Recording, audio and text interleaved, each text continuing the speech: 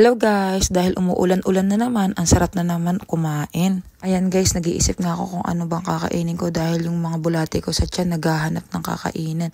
At ayan, bumaba na nga ako para maghanap ng kakainin.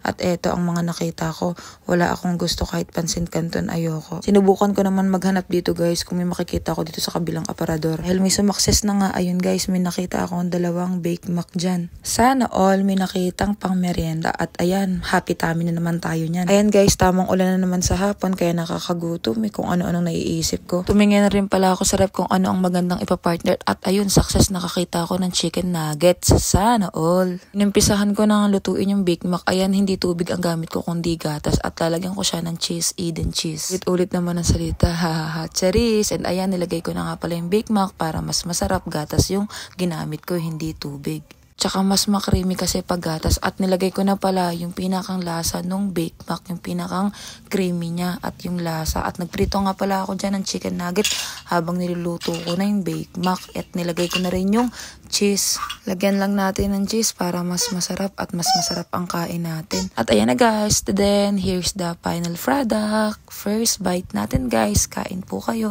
And ayan, happy tummy na naman tayo dyan guys. Sabi ko magda-diet na ako pero panay ang ulan. Ano ba naman yan? Nakakagutom kasi. Ayan tuloy kung ano-anong naiisip ko. Inaya ko na nga rin pala magmerienda dyan yung mga kapatid ko at ayan, tuwang-tuwa sila dahil nasa taas sila natutulog. Ayan o, tuwan-tuwa o ayan yung mga merienda. Anila, tara kain na tayo, baba na kayo dyan dahil luto na yung Bake Mac. And ayan, sabay-sabay kami guys kumakain. Naman sila guys sa niluto kong Bake Mac. Nilagyan ko kasi siya ng cheese Eden tsaka nilutuan ko ng chicken nuggets. Nag-combine naman yung last niya dahil nilagyan ko naman ng gatas para creamy guys. And ayun, ang sarap-sarap and nag-e-enjoy sila. Nabusog ko yung mga kapatid ko sa aking ginawang Bake Mac at nuggets. And ayun lang guys, sana nabusog ko kayo sa aking video. See you on my next video. Bye! Thanks!